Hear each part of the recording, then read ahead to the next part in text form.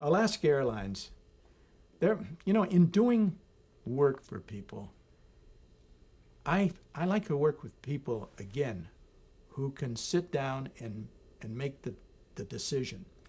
And one of the great things about working on Alaska Airlines with John Kelly, who ended up being the CEO of Alaska Airlines.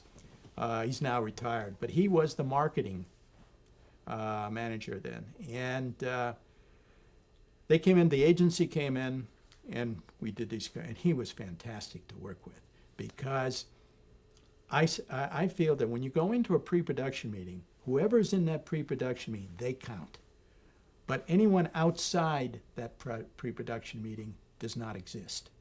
We make our decision because I learned that when I was working on jobs for Leo Burnett back in my paying my dues day, where I would do a job. I remember one was for United Airlines, and everyone was in agreement, the writer, the art, everyone. And we changed things around. I changed things around and said, oh, Joe, that's terrific. This is going to be great. Went back. Their creative director, who was not involved at all, looked at it and said, I don't like that.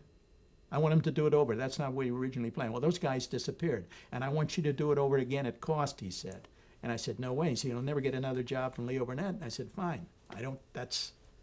Well, they always wanted me to send over the reel, and I would never send over the reel after that, even after he left, But to me, it's important. I want to have that guy who can make the decision, because I know working on Jell-O, General Foods, you had all these bureaucrats up the line, and you never knew who was in charge.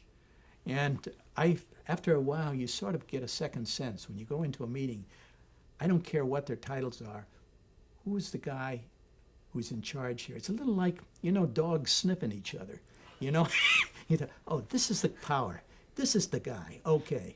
And John Kelly was that guy. And I'd hear all sorts of stories about him from the agency. Oh, John doesn't want to do this. John's a tough guy.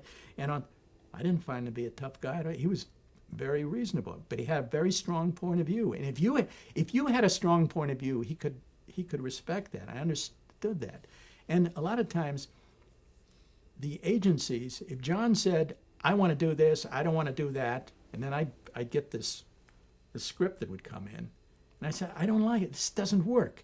Well, that's what John wants. And so when we had the pre-production meeting, John would come in, I'd say, well, no problem.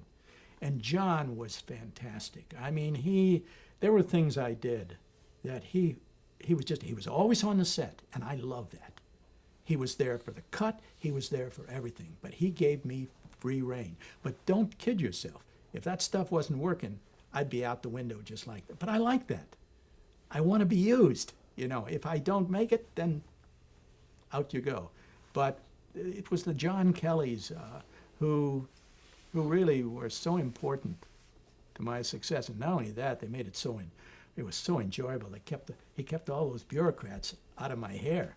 A lot of times they'd come in with some idea, and none of them seemed to work. And I said, what did you throw out?